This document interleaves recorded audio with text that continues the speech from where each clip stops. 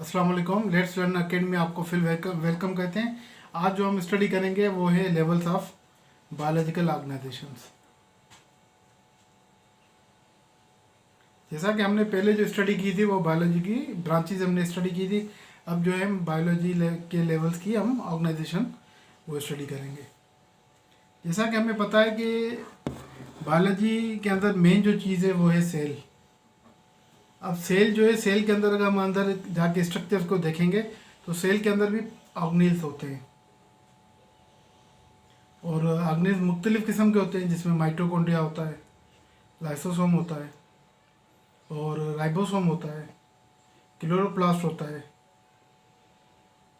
ठीक है, तो ये ऑर्गेनेल्स जो है, जैसे मैंने मिसाल दिया माइटोकॉन्ड्रिया, लाइसोसोम, राइबोसोम और क्लोरोप्लास्ट। अब ये भी कुछ एटमिक स्ट्रक्चर्स के बने हुए।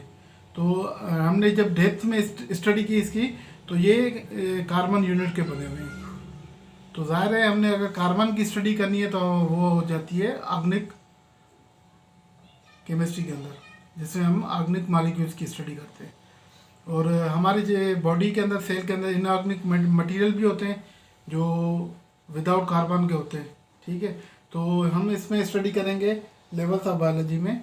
ऑर्गेनिल्स की स्टडी भी हो गई, सेल की भी स्टडी हो गई। तो हम इसके अंदर जो है, अगर सेल के अंदर हम डेप्थ में जाएंगे तो ऑर्गेनिल्स भी बने हुए हैं, न्यूक्लियस भी बना हुआ है। और न्यूक्लियस के अंदर हमें पता है कि जेनेटिक मटेरियल पड़ा होता है।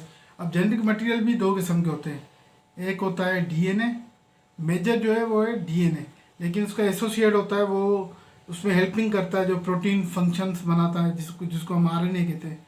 अब इनके अंदर दो फर्क होता है। एक डीएनए, उसके अंदर जो होता है डीऑक्सीराइबोस न्यूक्लिक एसिड। अब डीऑक्सीराइबोस न्यूक्लिक एसिड का मतलब ये है कि उसमें एक ऑक्सीजन कम होता है, उसकी वजह से हम उसको डीऑक्सी कहते हैं। और एक होता है राइबोन्यूक्लिक एसिड, जिसमें ऑक्सीजन 5 के 5 होते हैं। ठीक है, तो ओवरऑल अगर हम देखें लेवल्स ऑफ बायोलॉजिकल ऑर्गेनाइजेशन, तो उसके अंदर हमने पूरी स्टडी करनी है सेल की। ठीक है, अब जैसे सेल जो है वो मिलके बनाता है टिश्यू। तो अगर हम सेल के अंदर डेप्थ में गए तो हमने क्या स्टडी की, ऑर्गेनेल्स की। और ऑर्गेनेल्स किसके बने हुए हैं, एटम के। और एटम किस चीज़ का बना हुआ है, एटॉमिक पार्टिकल के। तो अब लेवल ऑफ ऑर्गेनाइजेशन के अंदर अगर हम डेप्थ में जाएं तो एटॉमिक पार्टिकल भी 3 किस्म के हैं। एक प्रोटॉन है, एक इलेक्ट्रॉन है, एक न्यूट्रॉन है। ठीक है, अब ये एटॉमिक पार्टिकल मिलके ये बनाते हैं एटम। अब एटम मिलके ये बनाते हैं ऑर्गेनेल्स। ऑर्गेनेल्स मिलके ये ऑर्गेनेल्स, तो ऑर्गेनेल्स मिलके सेल बनाते हैं और सेल मिलके टिश्यू बनाते हैं। So what we can say about atomic particle, these are those structure which can not be seen through eyes and could be seen through electron microscope. These are proton, neutron, electron. When these atomic particles combine, they form atom. When atom combine, they form organelles. The example of organelles are mitochondria, lysosome, ribosome, and we will discuss these in upcoming videos. But organelles will form cell. And what is cell? How could define cell? Cell is the basic unit of life. ठीक है, basic unit of life का कौन सा है, cell है। and when we combine our combination of cell will form tissue.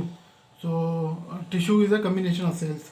Then these tissue will form organ. And the example of organ can be said, for example, brain is an organ, liver is an organ, kidney is an organ. And when organ meet, they form organ system. The example of organ system is nervous system. And when organ system meet, they will form multicellular organism. And when multi-organisms meet, they will form species.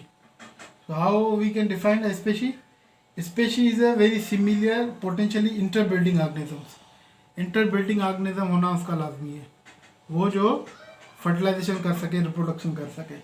And अब ये है कि species से अगर हम ऊपर जाए level of biology के ऑर्गेनाइजेशन में, तो 4 टर्म्स आते हैं। एक होता है पॉपुलेशन, एक होता है कम्युनिटी, एक होता है इकोसिस्टम और एक होता है बायोस्फीयर। अब स्पीशी को हमने कैसे डिफाइन किया था, very similar potential interbreeding organism. और पॉपुलेशन क्या है, वही अगर स्पीशी के जो भी मेंबर्स हैं, अगर वो किसी एक जगह पे रह रहे हो, एक ही एरिया के जगह रह रहे हो तो उसको हम कहते हैं पॉपुलेशन। अब अगर मुख्तलिफ स्पीशीज़ आ गई, एक स्पीशीज़ लॉइन की है, एक गोट की है, तो ये मुख्तलिफ स्पीशीज़ हो गई। अगर मुख्तलिफ स्पीशीज़ अगर किसी एक एरिया में रह रही हैं तो उसको हम कम्युनिटी कहते हैं। अगर एक स्पीशी एक ही जगह पे रह रही है तो हम उसको पॉपुलेशन कहते हैं। मुख्तलिफ स्पीशीज़ एक ही जगह पे रह रही है तो हम उसको कम्युनिटी कहते हैं। अब जब ये इकोसिस्टम नॉन लिविंग सिस्टम के साथ अगर ये रहना स्टार्ट कर दे तो हम उसको इकोसिस्टम कहते हैं। मिसाल के तौर पे जैसे community together with non living surrounding, तो उसको हम इकोसिस्टम कहते हैं। अब यही इकोसिस्टम के अगर वर्ल्ड का, अर्थ का कोई भी पार्ट हो जिस जगह पर ये लिविंग और नॉन लिविंग दोनों इनहेबिट कर रहे हों, रह रहे हों, तो उसको हम कहते हैं biosphere. So what we have studied in level of biological organization, we have studied about the basic structures in which we have studied how the particles, especially proton, electron, neutron, make the atom. These atoms will form organelles, and organelles will form cell, cell will form tissue, tissue will form organ, organ will form organ system will form multicellular organism. Now these multicellular organisms are interbuilding, we call them species. So electron is species if living in the same area, we call them population. If different species are living in one area, we call them community. And if they are occupying with non-living organism or surrounding, we call ecosystem. And when they are living, both living and non-living are occupying the area of the earth, we call them biosphere. So we have studied these level of biological organization. उम्मीद है कि आपको इस topic में पूरी समझ आ गई होगी और